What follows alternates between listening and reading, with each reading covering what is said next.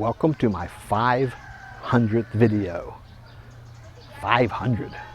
I don't know. Sounds like a lot to me. I don't know if it needs like a big special celebration or anything, but what I've decided to do, I've been getting quite a few new subscribers, which is awesome. Also have a lot of long-time subscribers, which is also awesome. But I get questions, and it's always like the same questions over and over. And a lot of the stuff is things that I have covered before, but I suspect none of you have watched all 500 videos. I'm not even sure if I've watched all 500 while I made them, so I had to have watched them at least once. So sometimes I don't know what to cover, what to talk about, because I don't want to sound like I'm just repeating the same things, showing the same things. Look, we're at the same beach we've been to before. But if you've never seen it, it is new. If you've been here for a couple years, it might be repetitious. So I'm kind of trying to figure out where to go on some of that. I will be referring to notes. I'm not like checking text messages. Okay, but last week I did a video. It was like my first time into town after this lockdown. And while I was there, I was buying ground coconut. So I love the coconut grinder. I showed the coconut grinder. I almost didn't show it because I have shown the thing 3 or 4 times at least. I've had one video that like promoted it and showed it and look at this. But I think that was 2 or 3 years ago. So one of the first comments I get on that video is, wow, I've never seen a coconut grinder. And I'm like, and so to me, I'm thinking, well, I've been showing it, but it's been a couple of years. So I've already kind of been thinking on what can I repeat. So I believe I'm gonna have to start showing some things and talk about some things that I may have already done and hope it doesn't feel repetitious. Speaking of being repetitious, while I'm talking, they're gonna make a flashback episode. So you won't be seeing this gorgeous face anymore. You're gonna be watching flashbacks of old videos with no explanation. I may put some notes on it, I don't know. If you enjoy the video, please, because the YouTube algorithm loves various engagements, like, matter of fact, even a dislike counts the same as a like. I prefer the likes, but YouTube doesn't care. Engagement is engagement. Like, dislike, to them it's the same. That seems bizarre. Comment, share, all that good stuff. You can join the membership. I got invited into the member program way early. I have 3,600 subs and you're supposed to have 30,000. So I'm in it way earlier than I'm supposed to be, but that's fine. Also, I am trying to find out what I can offer as an incentive to join the memberships that will not be like a punishment for the non-members. I like that all my content is free. I don't want to put a paywall up. But if everything is free, why should you join? So I'm not sure how to incentivize it. If you care enough to join and give a monthly contribution to be a member, I should give you something back. If you have any good ideas, please comment down below. Right now, members get early access. I was going to do it through email, but with YouTube, it's very clunky. They don't provide me members' emails. So the easiest way is on the community feed, on the post. I can tag it for members only, make the video members only. So all my videos that get scheduled are going to be released for the members. Once the scheduled date comes, they will switch over to public. So it's not like you're getting anything that other people, anything special. Other people will get it, they will just get it later. It's an early access to the videos. And so far, that's like the only thing I can think of. So if you have any ideas of what a good member perk would be to incentivize membership without unduly punishing non-members, comment down below because I really need some help on that. I don't have any merch to give, you know. I don't have t-shirts or any of that. I am working on an ebook, but it turned into a much bigger and more complex project than I had anticipated. I was going to just give that out for free, but that one's turning into a huge 150-page book, and I might, I don't know, figure something out. We'll work on it. I'm still working on it. It's been months, and it was only supposed to take a weekend. What do I know? For the new subscribers in particular, but for anyone, I did make a playlist called Introducing Tito Tim. And I went through all my videos and just picked some of my favorites and some of the more popular ones, because some of the more popular ones aren't necessarily my favorites. And I put about 30 videos in this playlist. And if you watch those, you don't, because no one's going to go back and watch all 500 of my old videos. But if you watch that playlist or parts of it, you'll get a good introduction to the channel and my life and family and everything here. So the link is down below in the description. The playlist is like Introduction to Tito Tim. I would recommend that one. On my 5th anniversary, so it's a couple years ago, I did make a video of a checklist, things to do if you're planning on moving. I try and stay away from dollar amounts. How much was this fee or that fee? Because what I paid in 2015 may not be what you pay in 2020 or 2025. So I tried to keep it as general as I could. To keep it more current, the process doesn't change much. The fees might. So the video series link should be down below. It's half a dozen videos, 6 or 8, I don't know. Covers different things about mail forwarding, banking, your different visa options. I think it's a pretty good series. Like I said, I don't go into detail. I don't get bogged down in this was this much money and that much money, because it varies. It changes over time. Thump, thump, thump. Yeah, welcome to the Philippines. So that should be a fun playlist if you want to check out things if you're considering moving over here or anywhere. Also, the house building playlist is hugely popular. There were some of my earlier videos. I don't think they're even some of them that are the best quality, but people are really interested in house building. So those get a lot of views. There's a playlist of those if you want to see that. So some of the more common things people ask me, where do you live? Well, we live right outside of the city, Iloilo, on the island of Panay. It's in western Visayas. Yes, the original plan was to go to Cebu, but I met a girl that's from this island. She's from the other side of this island, but when I went out to her province, it was just too far from civilization. She has family here close to the city of Iloilo. And Iloilo is pretty cool, because the idea with Cebu was that it's big, but not Manila big. Well, Iloilo is big, but not Cebu big. The shopping's pretty good, so we have our like foreigner needs, some of the different groceries and stuff we want. They have most of it. There are some things we can't get here, but we can order a lot of it online. So it's a good combination. It's a good little mix. Not a bad place. How long have you been in the Philippines? I've been here 7 years.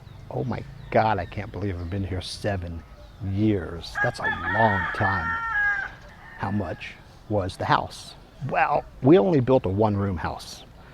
And so the original house was just the one room. It was just under 300,000 pesos, about 7,000 US dollars. A very large chunk of that was my fault because I added on Western options like windows, floor tile, a ceiling, and I picked nice tile and American fixtures and for plumbing. So I spent more making it comfortable than they probably would for their own house.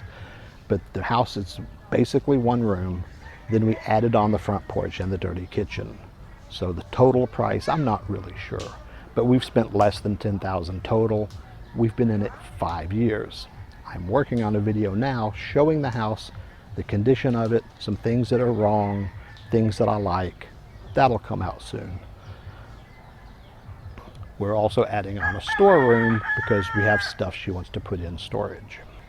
How did you buy land and do you own the house? Well, we didn't. It's her uncle's land, so even she doesn't own it. It's on her uncle's land, but we live in it. We got all the paperwork showing we paid for it, for all the construction.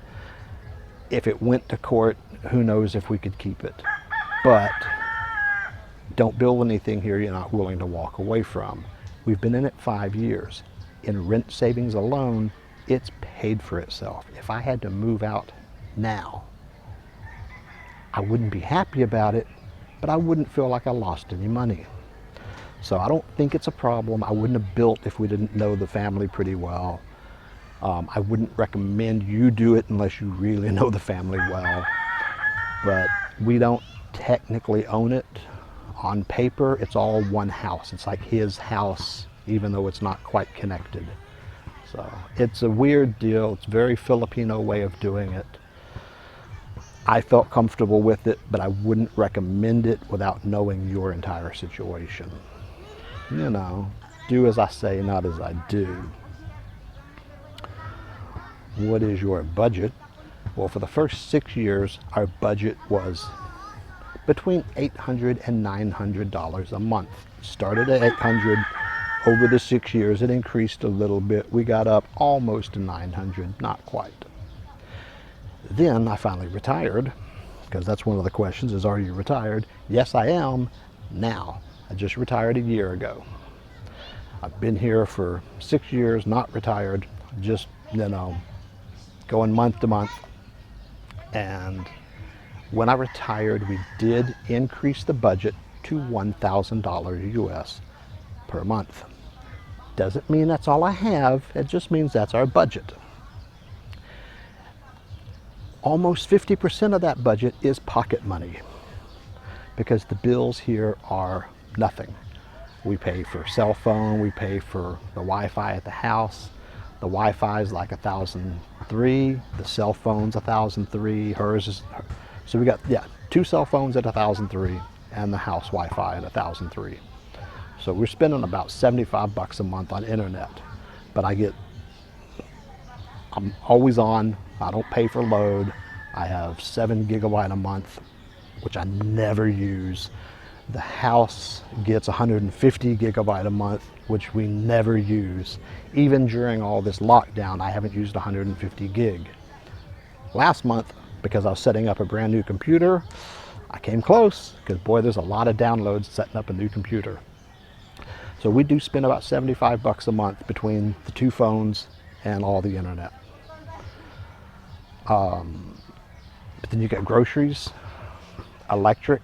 You know, we spend about 5,000 pesos a month on electric because I run the air conditioner way more than I should. And we don't have any real bills. Almost our entire budget is pocket money. She keeps asking, oh, can I have money for this? Can I have money for that? I'm like, there's a paper clip over there labeled pocket money. Take some. I don't care. You know, it's not like I ration out the money. She just keeps saying, well, it's your money. And I keep telling her, it's our money. So it's not bad. She's not crazy on spending. I'm not crazy on spending. So we do pretty well. I would recommend probably $1,500, especially if you're paying rent. Now, for a lot of that time, on the $800 a month, I paid rent. We were paying $6,000 a month, $6,500 for a 2-bedroom apartment in the city. So, not too bad. Hopefully I'll add dollar amounts in the text up here above. Any plans to move back to the U.S. or visit the U.S.? Well, no. The only reason I could see going back would be like major health problems. The health care here is not great. But, you know, I'm doing okay. I am I'm disabled. I have headache. I've gone into that before too. I have a headache, it's right here, 24/7 since 1992. It hurts all day, every day, all night, always, since 1992. Every once in a while it gets on my nerves, pun intended. When it flares up really good, it looks like a stroke, because when it first hit, the doctors thought I was having a stroke. Went to the emergency room, CAT scan, spinal tap, not a stroke. Then they go, well, it's a migraine. And that's all they've called it for the last 30 years, is a migraine. Ooh, thundery. I don't know if it's a migraine. I didn't know migraines lasted, 24/7 for 30 years. But it slows me down. It keeps me home a little bit. But quite frankly, it pays the bills, so whatever. I'm okay with where I ended up, so can't bitch too much. But if my health starts getting really bad, I could see me going back to the U.S. because I get VA care for free in the U.S. And I was always very happy with the VA care in Dallas. The VA Medical Center Dallas is top notch. There could be maybe a major catastrophic family event that draws me back. I don't know. I can't think of anything. But me going back just because I'm tired of it here, probably not. I've been here 7 years and I'm still digging it. I'm having fun. Every day is a holiday. Every meal is a feast. I mean, if you can make it 7 years here and still be digging it, probably okay. I have gone back for a visit 2 times, once for my daughter's wedding and once to file my retirement paperwork and meet my 2 granddaughters, because after my daughter got married, she got busy, got cranked out a couple kids. So I got to meet the grandkids. That was cool. We tried to take Melanie on that visit, but got turned down for the tourist visa. Tourist visas are very hard to get. Just because you're married doesn't mean you get one. We could get her a green card, the spouse visa, if we wanted to move there. Moving there with your spouse is not that hard. Vacationing is. So, because if I go there and have a house and a job, I can sign off saying I am responsible for her. Me going back on vacation, I can't really do that. So it's a whole different deal. If we were to move back, and we've talked about it, she has no real interest in moving to the U.S. She could get an American passport, send money home to the family if she gets a job. But she doesn't really want to. I don't really want to. We're both happy here, so we're just staying here. I think that's most of the basic stuff people ask.